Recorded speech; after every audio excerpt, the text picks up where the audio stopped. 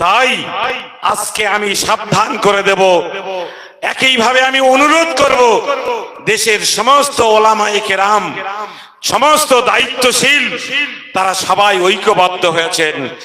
আমি ফুরফুরা শরীফে গিয়েছিলাম, পীর সাহেবরা অনেকেই বলেছেন মাতিন সাহেব হুজুররা থাকবেন তো, মুফতি সাহেবরা থাকবেন তো।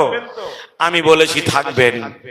একসঙ্গে আমরা জানি কয়েক মাস আগে কলকাতাতে ঐক্যবদ্ধভাবে একটি সমাবেশ হয়েছে। কেউ কেউ মনে করেন আমরাই বোধহয় জঙ্গলের একা রাজা, আমরা যা করব সেটাই হবে।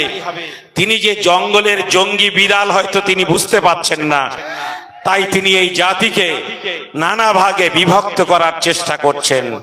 যাদের ঈমান আছে, যাদের আমল আছে, যাদের আল্লাহর প্রতি ভয় আছে আর বিশ্বাস আছে, তারা ঐক্যবদ্ধভাবে লড়াই করবেন।